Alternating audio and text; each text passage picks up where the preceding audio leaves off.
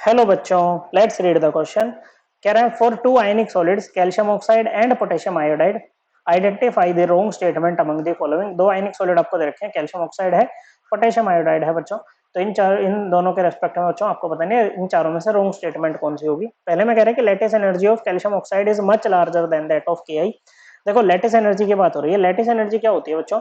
It is the amount of energy released when 1 mole of an ionic compound, okay मान लो ये mx करके ionic compound है solid, ये बने, okay 1 mole of an ionic compound is formed from its constituent ions, okay m plus और x minus मान लेते हैं इसके कॉन्स्टिट्यूएंट आयंस है। और कॉन्स्टिट्यूएंट आयंस कहां पर हो? अपनी गैसियस स्टेट में हो। इस प्रोसेस में जो एनर्जी रिलीज होती है उसको हम बोलते हैं लेटिस एनर्जी। लेटिस एनर्जी जो होती है ना बच्चों, डायरेक्टली प्रोपोर्शनल होती है मैग्नीट्यूड ऑफ चार्ज के। चार्ज जितना ज्यादा होगा बच्चों, अट्रैक्शन उतनी ज्यादा एनर्जी रिलीज होगी बच्चों। और इनवर्सली प्रोपोर्शनल होती है साइज के। आयंस का साइज जितना ज्यादा होगा बच्चों, ओके बच्चों, क्या होगा कि लेटिस एनर्जी उतनी ही कम हो जाएगी, क्योंकि साइज ज्यादा होने से ना बच्चों अट्रैक्शन नहीं हो पाता इतना, ओके बच्चों, जिसके कारण लेटिस एनर्जी कम हो जाएगी बच्चों। तो जैसे कैल्शियम ऑक्साइड है बच्चों, ओके, तो ये कैसे बना बच्चों? कैल्शियम ऑक्साइड बना बच्चों, इसके कॉन्स्टिट्यूएंट आयंस कौन है? Ca2 प्लस और O2 माइनस, ये है बच्चों।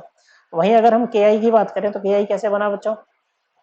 K प्लस प्लस आई माइनस, इस तरह से बना होगा बच्चों, ओके, क्या है ऐसे करके बना होगा, ओके।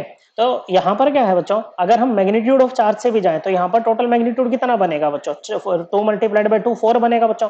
और यहाँ पर चार्ज नहीं, ये मतलब मल्टीप्लीकेशन ऑफ चार्ज होती है बच्चों, ओके चार्ज, ओके, ये जो चार्ज होता है इसका मल्टीप्लीकेशन लेते हैं लेटिस एनर्जी में। तो यहाँ पर 2 मल्टीप्लाइड बाय 2 4 है बच्चों, और यहाँ पर 1 मल्टीप्लाइड बाय 1 केवल 1 है बच्चों। तो कौन जीता चार्ज के मामले में? चार्ज के मामले में जीता है आपका कैल्शियम ऑक्साइड। तो लेटिस एनर्जी यहाँ पर इसकी ज्यादा। साइज के मामले में भी जाएंगे ना बच्चों, तो देखो कैल्शियम, ये पोटेशियम क्या है, ये पोटेशियम प्लस क्या है? पोटेशियम का आयन है बच्चों, ओके। और कैल्शियम 2 प्लस है कैल्शियम का आयन। दोनों ना आइसो इलेक्ट्रॉनिक है बच्चों, दोनों के नंबर ऑफ इलेक्ट्रॉन्स क्या है बच्चों? सेम है, ओके बच्चों, क्या है? दोनों के जो नंबर ऑफ इलेक्ट्रॉन्स है ना वो सेम है। जैसे अगर हम सिंपली कैल्शियम की बात करें तो कैल्शियम का एटॉमिक नंबर कितना होता है बच्चों? कैल्शियम का एटॉमिक नंबर होता है 20। कितना बच्चों? 20। दो निकाल दो, कितना हो गया बच्चों? मतलब एटॉमिक नंबर अगर इसका 20 है तो इलेक्ट्रॉन कितने होंगे बच्चों इसमें? 20, ओके। दो निकाल दिए तो कितने बचे? 18 इलेक्ट्रॉन बचे। इसका एटॉमिक नंबर होता है 19, ओके, पोटेशियम का। और तो इलेक्ट्रॉन भी अगर न्यूट्रल एटम है तो बच्चों प्रोटॉन और ये इलेक्ट्रॉन इक्वल होते हैं, एटॉमिक नंबर के इक्वल होते हैं बच्चों, ओके। तो पोटेशियम में 19 इलेक्ट्रॉन थे, एक निकाल दिया तो 18 बचे। आइसो इलेक्ट्रॉनिक है, और आइसो इलेक्ट्रॉनिक में क्या होता है, जितना ज्यादा पॉजिटिव चार्ज होता है साइज उतना ही कम हो जाता है। तो यहाँ पर साइज कम, ओके। और यहाँ पर भी देखो बच्चे, जैसे O2 2 माइनस है बच्चे, सेकंड पीरियड का एलिमेंट है। आई माइनस आपका फिफ्थ पीरियड का है बच्चों, ओके। ऐसे समझ जाओ कि बच्चों वैसे भी सेम, चाहे सेम ग्रुप के नहीं है लेकिन फिर बच्चों डाउन द ग्रुप मूव करते हैं तो साइज इंक्रीज करता है ना बच्चों। तो इसका साइज ज्यादा होगा। तो यहाँ पर साइज के मामले में भी कौन जीत जाता है बच्चों? ये जीत जाता है, क्योंकि इनका साइज कम है तो लेटिस एनर्जी ज्यादा होगी। तो ये स्टेटमेंट करेक्ट है। करेक्ट है हमारा आंसर नहीं होगा, क्योंकि हमें कौन सी बतानी है? रोंग वाली बतानी है। कह रहे हैं कि calcium oxide has higher melting point. देखो मेल्टिंग पॉइंट ना वो टेम्परेचर होता है जिस टेम्परेचर पर हमारा सॉलिड है ना लिक्विड में कन्वर्ट होना स्टार्ट होता है बच्चों, ओके।